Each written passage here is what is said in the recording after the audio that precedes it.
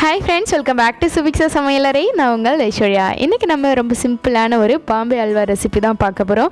வாங்க இப்போ எப்படி செய்யலாம்ங்கறத பார்த்தலாம்.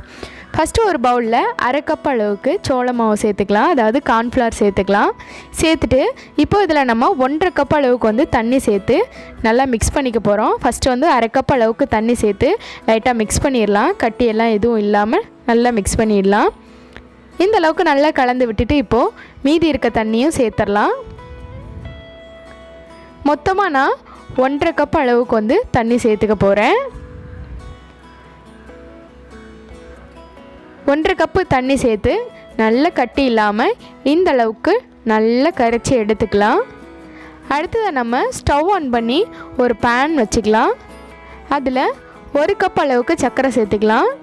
இந்த ரெசிபிக்கு 1 கப் அளவு சர்க்கரை வந்து கரெக்ட்டா இருக்கும் 1/2 கப் மாவுக்கு. உங்களுக்கு தேவைப்பட்ட 1.5 கப் வரைக்கும் சேர்த்துக்கலாம். நல்ல இனிப்பு சுவை தேவை அப்படினா.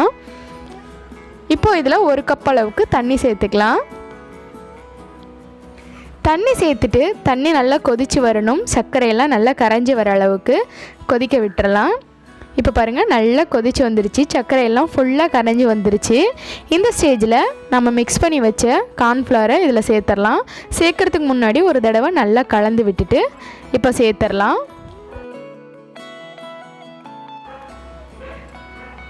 இப்போ இந்த மாவு சேர்த்துட்டு இதல 1 டீஸ்பூன் அளவுக்கு ஃபுட் கலர் வந்து ஆரஞ்சு கலர் சேர்த்துக்கிறேன். சேர்த்துட்டு நம்ம ஸ்டவ் மீடியம் ஃப்ளேம்ல வச்சு நல்லா mix பண்ணி விட்டுட்டே இருந்தோம் அப்படினா நல்ல இது வெந்து வரும். ஸ்டவ் நல்லா மீடியம் ஃப்ளேம்ல வச்சு கைவிடாம நல்லா mix பண்ணிட்டே இருக்கலாம். நான் ஸ்டிக் pan வச்சிட்டோம் அப்படினா அடியில எல்லாம் ஒட்டாம நல்லா வரும். இந்த மாதிரி ஹல்வா நல்லா திரண்டு வர அளவுக்கு நம்ம mix பண்ணலாம். இப்போ பாருங்க பாதி அளவுக்கு நல்லா வெந்து வந்துருச்சு. இதுல 2 டீஸ்பூன் அளவுக்கு லெமன் ஜூஸ் சேர்த்துக்கலாம். இந்த லெமன் ஜூஸ் சேக்கும்போது நல்ல ஒரு வாசனை டேஸ்ட் ஃப்ளேவர் சூப்பரா இருக்கும். சேர்த்துட்டு இப்போ இத நல்லா mix பண்ணிரலாம். இப்போ பாத்தீங்கன்னா தெரியும் ஒரு கண்ணாடி பதத்துக்காட்ட வந்துடுச்சு. நல்ல மாவு வெந்து வந்துட்டு இருக்குது. இன்னுமே கொஞ்சம் நல்லா திக்கா வர அளவுக்கு நல்லா வெந்து வர அளவுக்கு நம்ம mix பண்ணி விட்டுட்டே இருக்கணும். இந்த அளவுக்கு நல்லா mix பண்ணி விட்டாச்சு. நல்லா வெந்து வந்துருச்சு. இந்த ஸ்டேஜ்ல நம்ம நெய் சேர்த்தறலாம். ஒரு 3ல இருந்து 4 டீஸ்பூன் அளவுக்கு நான் நெய் சேர்த்துக்கிறேன். ஒருவேளை நெய் அவேலபிளா வீட்ல இல்ல அப்படினா நீங்க ரீஃபைண்ட் ஆயில் வந்து ஒரு 2 டீஸ்பூன் அளவுக்கு சேர்த்துக்கோங்க. பட் நெய் சேக்கும்போது வாசனை ரொம்ப சூப்பரா இருக்கும். இப்போ இத நல்லா mix பண்ணி விட்டுறலாம். நம்ம நெய் சேர்த்ததும் இன்னும் நல்லா வெந்து வரும். தனியா திரண்டு வர அளவுக்கு இருக்கும் நல்ல ஹல்வா.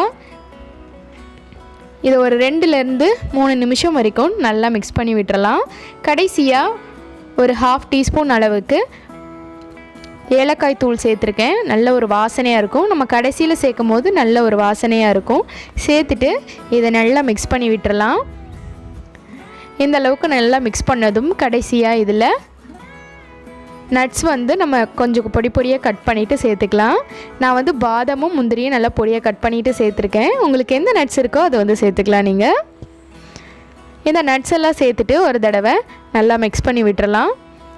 இந்த அளவுக்கு நல்லா mix பண்ணிட்டு இப்போ நம்ம ஸ்டவ் ஆஃப் பண்ணிரலாம். ஸ்டவ் ஆஃப் பண்ணிட்டு இப்போ இந்த மாதிரி ஒரு மோல்டிங்ல வந்து நான் நெய் தடவி வச்சிருக்கேன். அதுல நம்ம இந்த ஹல்வாவை சேர்த்தறலாம். உங்ககிட்ட இந்த மாதிரி இல்ல அப்படினா நம்ம சாப்பிற பிளேட் இருக்குலையா அதுல கூட நெய் தடவிட்டு இந்த மாதிரி சேர்த்தறலாம். அப்படியும் இல்லனா ஏதாவது tiffin box அந்த மாதிரி இருந்தாலும் கூட அதுல நெய் தடவிட்டு நம்ம இத சேர்த்துட்டு நல்லா இத இந்த மாதிரி தட்டி விட்டுறலாம். அப்பதான் நல்லா செட் ஆகும். இந்த மாதிரி தட்டி விட்டுட்டு இப்போ மேலே கொஞ்சம் நட்ஸ் வந்து சேர்த்துக்கலாம். பொடியா கட் பண்ண நட்ஸை வந்து சேர்த்துக்கிறேன். சேர்த்துட்டு இத ஒரு 2ல இருந்து 3 மணி நேரம் வரைக்கும் நல்லா ஆறி வரணும். அந்த அளவுக்கு வச்சிரலாம். இப்போ இது ஃபுல்லா வந்து சூடாறணும். அப்பதான் நம்ம கட் பண்ணும்போது நல்ல ஒரு கரெக்ட்டான பதத்துல இருக்கும். கெட்டியாவும் இருக்கும். அதனால ஃபுல்லா ஆற விட்டு பார்த்தறலாம். பாருங்க இந்த மாதிரி நல்லா கெட்டி ஆயிடுச்சு. இப்போ இத நம்ம ஒரு பிளேட்ல மாத்திடலாம். இப்போ இத நம்ம கட் பண்ணிடலாம். நமக்கு தேவையான சைஸ்ல கட் பண்ணி எடுத்துக்கலாம். அவ்வளோதாங்க, ரொம்பவே சூப்பரான நம்ம பாம்பே ஹல்வா ரெடி ஆகிடுச்சு. கண்டிப்பாக ட்ரை பண்ணி பாருங்கள். குறைவான பொருள் வச்சு ரொம்ப சூப்பராக இருக்கும். செஞ்சு பார்த்துட்டு எப்படி இருக்குது அப்படிங்கிறத கமெண்ட் செக்ஷனில் சொல்லுங்கள். அடுத்தது ஒரு சூப்பரான வீடியோவோட மீட் பண்ணலாம். Thank you so much for your வாட்சிங்.